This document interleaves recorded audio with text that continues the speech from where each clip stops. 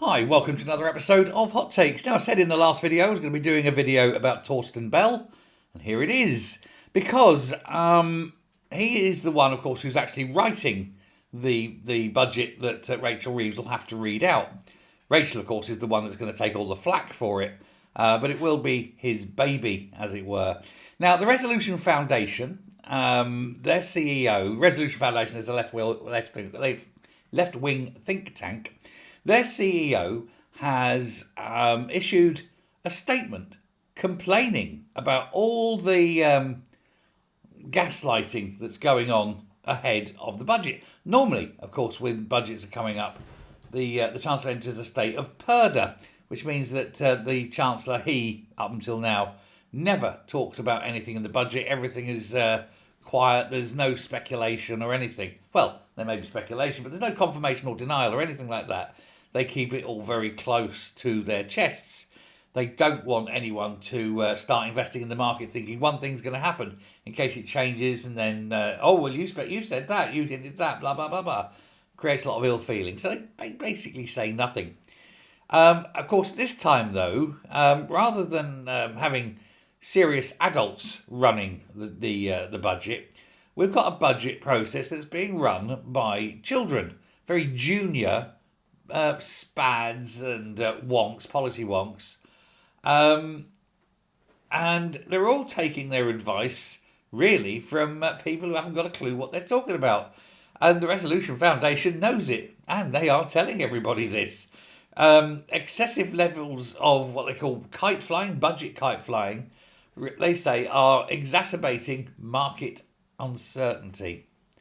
Now, Ruth Curtis, the writer, Ruth Curtis, my apologies, who is the CEO of the Resolution Foundation, responds to these rumours and says that the Chancellor is no longer planning to increase, or to the rumours that the Chancellor is no longer planning to increase tax rates, and saying that it's never a good idea to let a group of leftist policy wonks prepare the budget.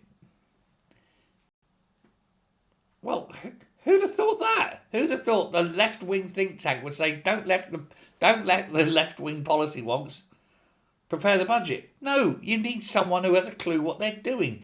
Now, naturally, they're going to spend the rest of their time trying to brief everything out, make daft suggestions and, let's do this because we're in charge and we're young and we're stupid, rather than we're experienced and knowledgeable and know what we're doing, because there's none of that. And that, of course, is why a lot of this speculation has been let out of the bag. The cat's been let out of the bag, a lot of these things. They don't know if it's going to work. So they're saying, oh, what about this idea? And then people are laughing at it and shutting it down. So they then pull that back. But they shouldn't be allowed to be doing this. This is the whole point of purdah. And if you actually had the adults in the room looking at this, you wouldn't be doing half this stuff. It's absolute madness.